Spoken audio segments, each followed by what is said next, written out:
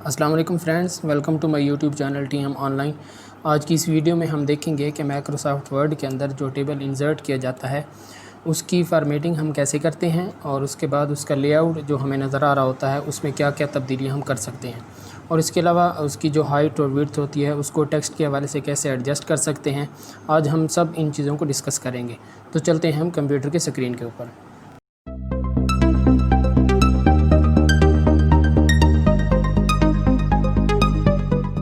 जी, तो हम लैपटॉप की स्क्रीन के ऊपर आ चुके हैं और यहाँ पे हम सबसे पहले इंसर्ट के टैब में जाके एक टेबल को इंसर्ट कर लेते हैं और यहाँ पे मैं 3/2 का एक टेबल जो है वो इंसर्ट कर लिया।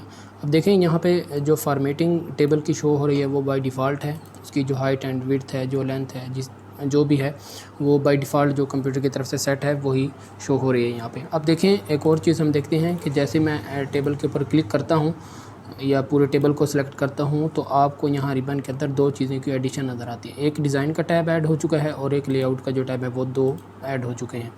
अब अगर मैं इस टेबल को रिमूव करता हूँ तो देखें डिज़ाइन और जो लेआउट का था टैब वो यहाँ से रिमूव हो चुके हैं। तो मैं दोबारा इंसर्ट का टैब से वो टेबल ऐड कर लेता हूँ। अब इसके अंदर हम ये देख लेते हैं कि हम इसकी हाइट एंड विड्थ कैसे सेट कर सकते हैं। पहली तो बात है कि हम इस टेबल को सिलेक्ट करें या सिलेक्ट ना भी करें तो ये जो आपको राइट साइड के ऊपर एक डॉट नज़र आ रहा है, एक बुलेट नज़र आ रही है, आप जैसे ही कर्सर को उसके ऊपर लेके जाएंगे तो एक डबल साइड वाला तीर बन जाएगा।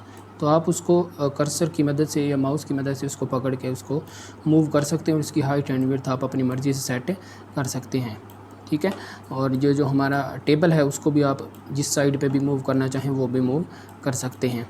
तो हाइट एंड विड्थ एक तो यहाँ से सेट हो सकती है इस टेबल की, और दूसरा अगर हम लेआउट के ऑप्शन पे जाएं और वहाँ पे देखें, ये देखें हाइट और ये विड्थ दोनों चीज़ें हमें यहाँ पे शो हो रही हैं।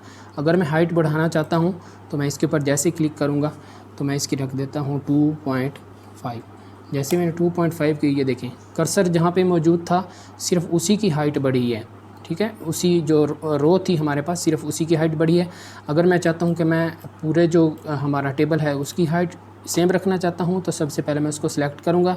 सिलेक्ट करने के बाद मैं 2.5 जैसे ही इंटर करूँगा ये देखें दोनों की सेम हो गई। अब ऊपर वाली जो रो है उसकी भी हाइट वही है 2.5 और नीचे वाली जो रो है उसकी भी 2.5 है। अब अगर विड्थ मैं चेंज करना चाहता हूँ तो जैसे मैं विड्थ के ऊपर क्लिक करके उसकी विड्थ रखूँगा, मैं रखना चाहता हूँ 3.2। जैसे मैं 3.2 रखता हूँ तो कर्सर देखें यहाँ पे मौजूद था तो उसने सिर्फ इस कॉलम की जो विड्थ थी सिर्फ उसको इंक्रीज़ किया, उसको बढ़ाया या उसकी जो फॉर्मेटिंग थी वो की है। अब अगर मैं पूरे टेबल की सेम रखना चाहता हूँ तो सबसे पहले मैं सिलेक्ट करूँगा, उसके बाद मैं विड्थ यहाँ पे इंटर करूँगा और जैसे ही विड्थ इंटर करके मैं इंटर प्रेस करूँगा तो वो देखें सेम हो गई। तो ये टेबल की विड्थ यहाँ पे इंक्रीज़ हो गई।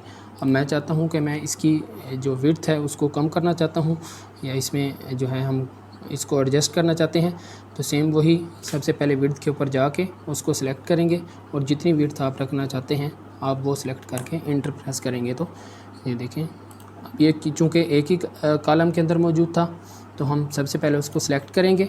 सिलेक्ट करने के बाद उसको उसके ऊपर अप्लाई कर देंगे। ठीक है, और इसको यहाँ पे एडजस्ट कर सकते हैं। तो यहाँ से हम जो इसकी हाइट एंड विड्थ है वो भी एडजस्ट कर सकते हैं। अब इसके अंदर अगर टेक्स्ट लिखना है आपने तो आप टेक्स्ट भी लिख सकते हैं। जैसे मैं यहाँ पे लिख देता हूँ 1, नेक्स्ट के अंदर 2, फिर 3, फिर 4, फिर 5, फिर 6। जैसे मैंने टेक्स्ट इसके अंदर या नंबरिंग मैंने इसके अंदर ऐड कर दी। अब मैं इसको एडजस्ट करना चाहता हूँ तो सबसे पहले मैं इनको सिलेक्ट करूँगा। सिलेक्ट करने के बाद यहाँ पे ये देखें इसकी अलाइनमेंट पड़ी है। ठीक है, अलाइन टॉप सेंटर, ये अलाइन पहले left centre, align top left, उसके बाद फिर सेंटर में आ जाएगी। ठीक है, टॉप पे, और फिर उसके बाद टॉप राइट आ जाएगी। फिर दोबारा ये मिड के हिसाब से हैं, फिर ये बॉटम के हिसाब से। तो हम इसको बिल्कुल मिड में ले आते हैं और इसका साइज़ अगर हम इंक्रीज़ करना चाहते हैं तो होम के टैब पे आके सिलेक्शन के बाद ही हम इसकी जो वैल्यू है वो भी इंक्रीज़ कर सकते हैं। उसके बाद हम एक और चीज़ देख लेते हैं लेआउट के बाद डिज़ाइन के टैब में। जैसे ही हम टेबल के ऊपर क्लिक करते हैं तो डिज़ाइन का टैब ओपन करके हम उसका डिज़ाइन भी तब्दील कर सकते हैं। यहाँ से जो भी डिज़ाइन आप सेलेक्ट करना चाहें वो भी कर सकते हैं। ठीक है, तो आप जो डिज़ाइन रखना चाहेंगे देखें, जो भी डिज़ाइन आप रखना चाहते हैं, जो सिलेक्ट करना चाहते हैं आप अपनी मर्ज़ी से वो सिलेक्ट कर सकते हैं। उसके बाद उसकी शेडिंग आ जाती है कि आप शेड कौन सा देना चाहते हैं। उसके बाद शेडिंग के बाद उसका बॉर्डर आ जाता है। अगर आप बॉर्डर रखना चाहते हैं ये सिर्फ बॉटम बॉर्डर रिमूव हो जाएगा। ठीक है, तो आप जो भी बॉर्डर रखना चाहते हैं नो बॉर्डर, तो ये सारा का सारा बॉर्डर ही रिमूव हो जाता है। ठीक है, तो आप जो भी मतलब चीज़ अप्लाई करना चाहें इस तरह अप्लाई कर सकते हैं। उसके बाद एक और चीज़ हम देख लेते हैं कि जब हम टेबल क्रिएट कर रहे होते हैं तो उसके अंदर हम अगर कुछ सेल्स को मर्ज करना चाहते हैं, ठीक है, जैसे मैं इन 2 सेल को सिर्फ एक ही सेल बनाना चाहता हूं, तो सबसे पहले मैं इन 2 सेल को सिलेक्ट करूंगा, उसके बाद लेआउट के ऑप्शन पे आऊँगा और ये मर्ज सेल के ऑप्शन पे आऊँगा, तो ये एक ही सेल बन जाएगा। ठीक है, अगर मैं कंट्रोल Z करता हूँ वो दोबारा वही आ जाएगा उसी तरह। ठीक है, अगर मैं चाहता हूँ कि मैं इस सेल के अंदर और टेबल की बजाय मैं इस सेल को 2 सेल्स में डिवाइड करना चाहता हूँ, तो सबसे पहले मैं कर्सर यहाँ पे लेकर आऊँगा, उसके बाद स्प्लिट सेल्स है, उसके बाद कितने कॉलम्स बनाना चाहता हूँ मैं यहाँ पे वो भी लिख सकता हूँ, जितनी मैं रोज़ बनाना चाहता हूँ वो भी लिख सकता हूँ।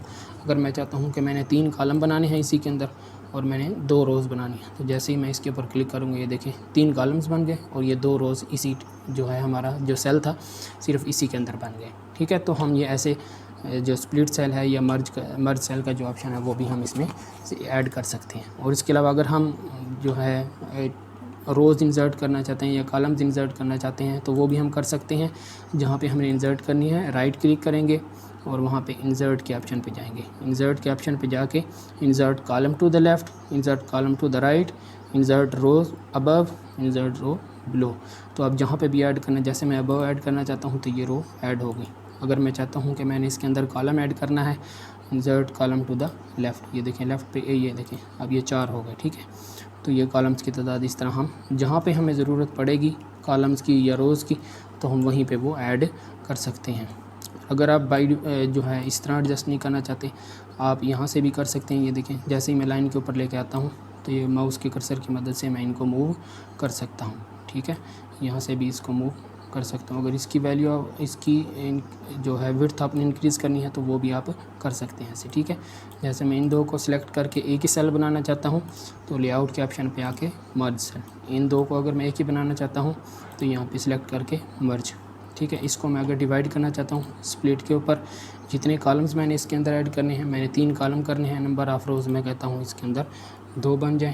ठीक है, तो ओके करूँगा, ये देखिए नंबर ऑफ़ कॉलम्स 3 बन गए, नंबर ऑफ़ रोज़ ये 2 बन गए। तो इस तरह जैसे भी आप एडजस्ट करना चाहें आप उस तरह फॉर्मेटिंग उसकी कर सकते हैं, ये आपके अपने ऊपर डिपेंड करता है। तो उम्मीद है आपको आज की वीडियो अच्छी लगी होगी, लाइक एंड कमेंट ज़रूर कीजिएगा।